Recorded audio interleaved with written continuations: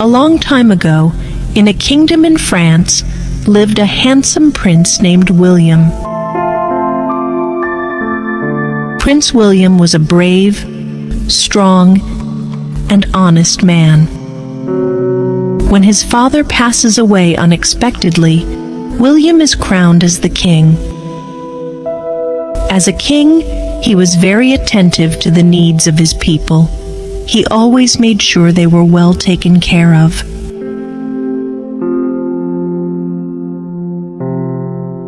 One night, when King William is asleep, he has a strange dream. He sees a beautiful queen calling out to him for help. Your Highness, help me, Your Highness, help me. Your Highness, help me, Your Highness, help me.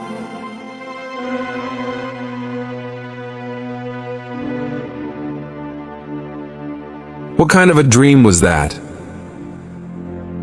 The following night, he has the same dream again. The same beautiful queen calls out to him for help. Your Highness, help me, Your Highness, help me. Your Highness, help me, Your Highness, help me. King William wakes up with a start again. Why am I having this recurring dream? This cannot be a coincidence. Maybe the queen is really in some kind of danger. I need to help her. William consults his minister Daniel. Daniel, these days whenever I sleep, I have the same dream. A queen keeps calling out to me to help her. I have a feeling that she is really in some danger. I need to help her.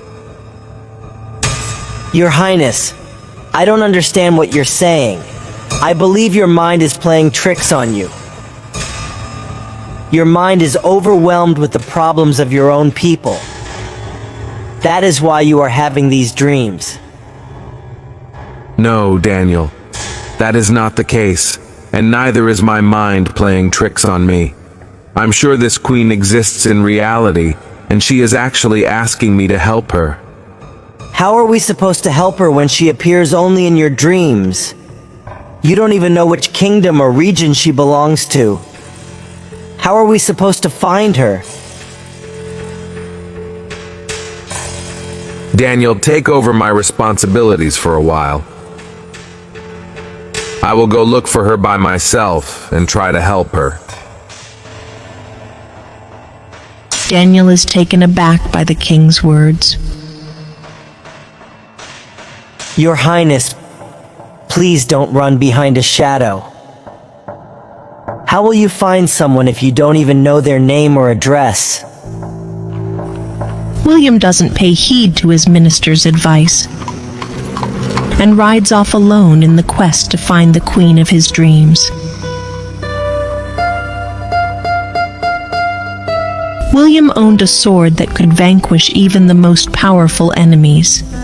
He takes his sword with him and heads out to find the queen. After traveling for a long time, he feels exhausted. He sits down under a tree to take a nap.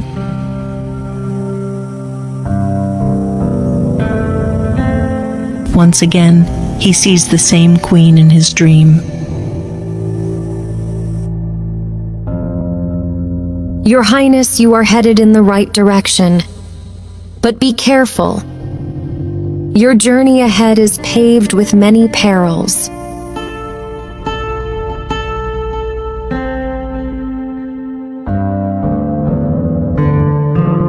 When William hears the queen's words in his dream, he is reassured that he is on the right track to meet her ahead. He wakes up from his nap.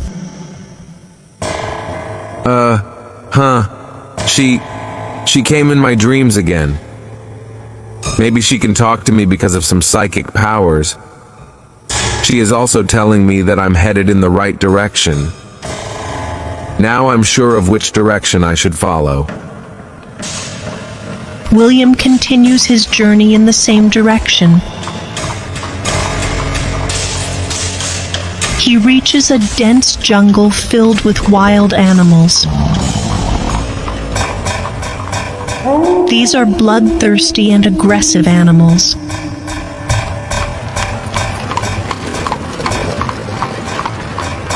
They try to attack him to devour his flesh.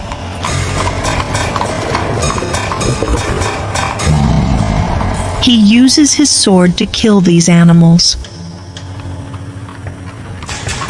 Finally, after defending himself from the wild animals, he makes his way out of the jungle.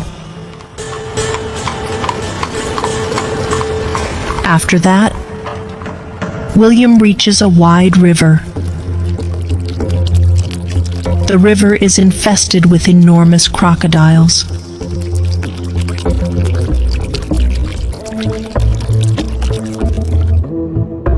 The only way to cross this river is to swim across it.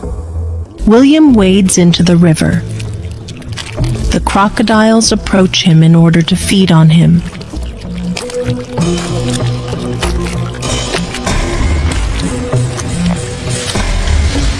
When they open their jaws to bite him, he uses his sword to kill them. In this way, he manages to swim across the river. After getting out of the river, he comes to a long desert.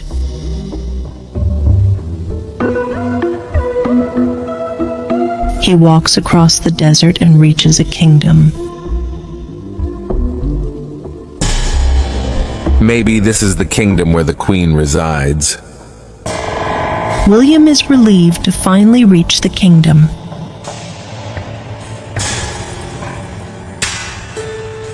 He walks ahead and enters the kingdom.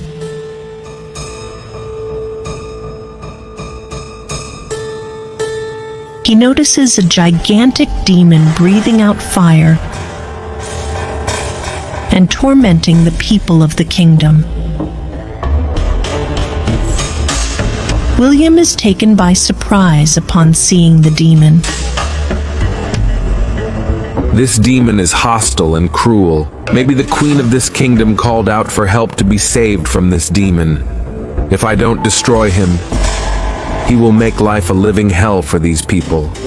I have no choice but to kill him. William walks towards the demon, who goes by the name of Luca. Luca is a powerful and clever demon.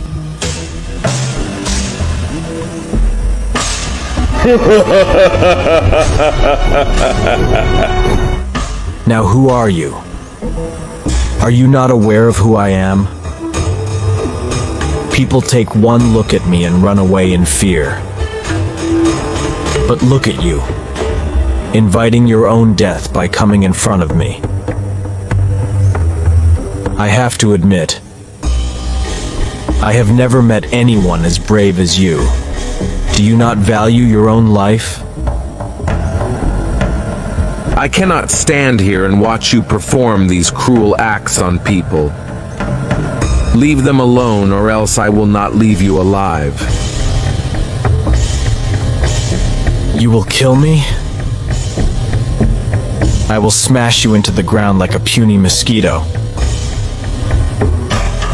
The demon Luca comes closer to attack King William. William tries to attack him with his sword.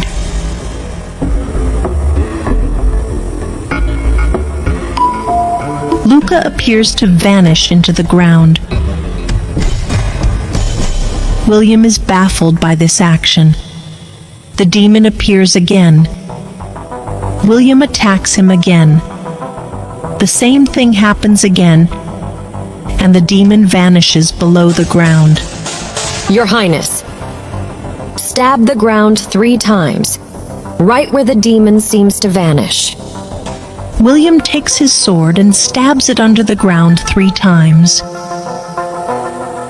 The demon reappears above the ground. Then William chops off the demon's head with his sword.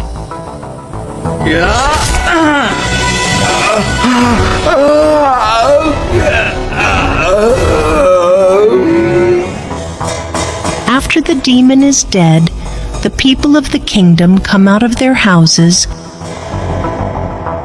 and stare at William in admiration. The queen of the kingdom, Hazel, appears in front of William.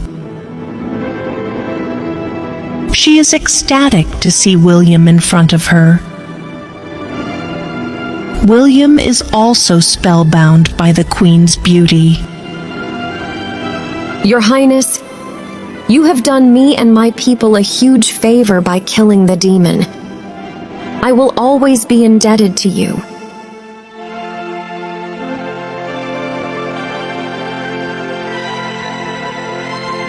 It's hardly a favor. It is always our moral duty to help those in need. Why did you choose to contact me of all people? And how did you manage to communicate with me through my dreams? Your Highness, I could manage to do that because of my psychic powers. I needed a fearless man who would not hesitate to fight a demon like Luca. That's why I used my magical abilities to find you. The only way I could ask you for your help was through your dreams.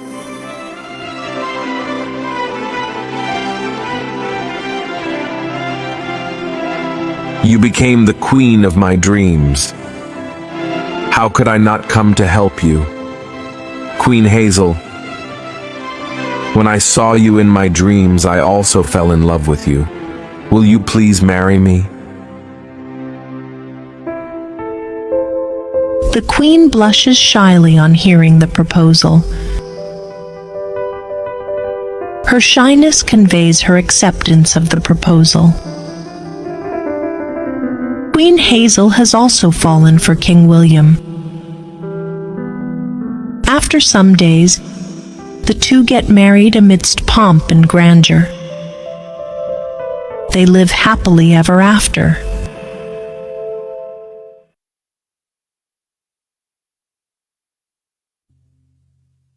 A long time ago, in the kingdom of Madavnagar, lived Prince Jacob along with his parents, the king and the queen. He was a handsome and brave young man. Jacob was madly in love with Princess Lily, who belonged to another kingdom. She was extremely beautiful, and after a while she fell in love with him as well. Lily and Jacob were deep in the throes of love. Lily, I just cannot live without you anymore. I think it's finally time for me to go talk to your father about our marriage. Lily is thrilled to hear Jacob express his intentions. Jacob approaches Lily's parents and asks for Lily's hand in marriage. When the king realizes that Lily is madly in love with Jacob as well, he agrees to the marriage. The date is fixed for the next month. Once the date is fixed, Jacob and Lily are in a state of bliss and can't wait for the date to arrive. But one day, the king of their rival kingdom challenges Jacob to battle it out with him. Jacob accepts the challenge and sets off to war. His enemy is more powerful than Jacob, and he loses the fight. After losing to his rival, Jacob runs away to save his life.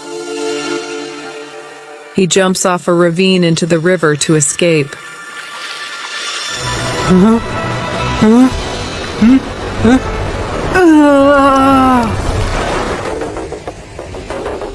After jumping into the river, Jacob gets pulled away by the strong current far away from his kingdom. He has badly injured his head because of the sheer drop from the ravine. He lies unconscious on the banks of the river. A fisherman and his wife, along with their young daughter, stay in a house close to the river. The daughter happens to be walking by the banks of the river when she spots Jacob lying there.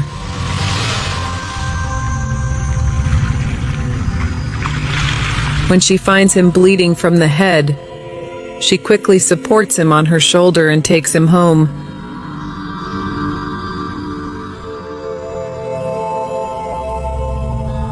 This girl's name is Nora. Father, I found this man lying near the river in an unconscious state. I thought we should help him.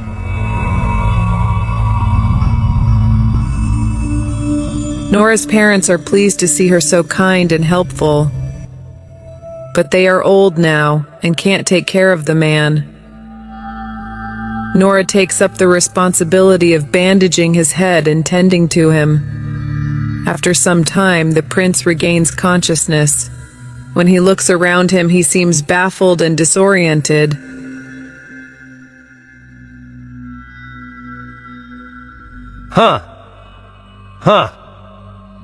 Who am I?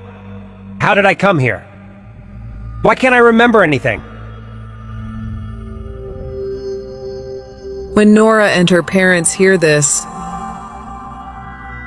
they are sure that the man has lost all of his memory. Please don't be scared. I found you next to the river in an injured state. I got you home and bandaged your wounds. You finally regained consciousness, and I think you are perfectly fine now. Do you really not remember anything about your past? How did you reach the river in that condition? No, I don't remember a thing. I don't even know how I landed up near the river. Everything seems like a blur to me now. Don't you worry. From now on, this is your home.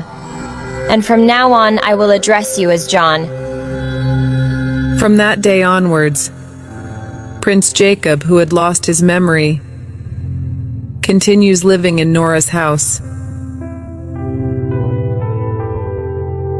Nora takes very good care of the prince. She cooks delicious food, especially for him. On the other side, Lily spends her days crying away for her prince who never returned from the war. She is not interested in eating or drinking anymore. Her father Elijah is very concerned and worried about his daughter's condition. Dear daughter, what has happened needs to be put behind us. If you stop eating food and stop living your life, what will you do if something happens to you? I beg of you, please forget the prince now. He is no longer alive. There is no hope that he will ever return. My advice to you is to start afresh.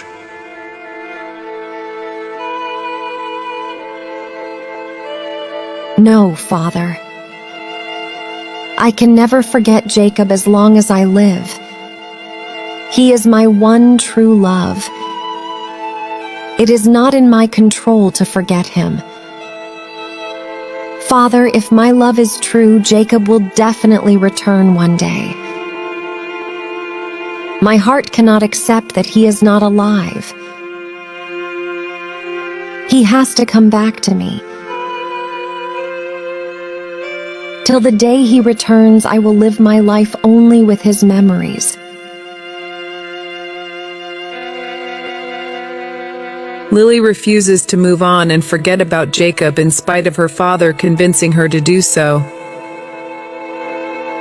She keeps waiting for him to return. Here, Prince Jacob spends more time with Nora under the alias John. Every day he goes to the jungle with Nora to chop wood for the kitchen fire. Then they go to the river to catch fish. Jacob spends the whole day in Nora's company. Slowly and steadily, they begin to fall in love with each other. Nora is a good-hearted and honest person. One day when Jacob has gone to the jungle with Nora to chop wood, he climbs a tree. He slips off and falls down from the tree.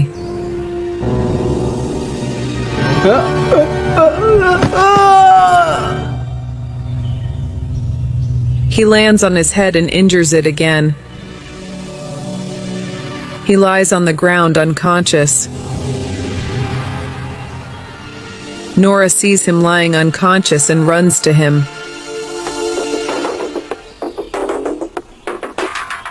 John, what has happened to you?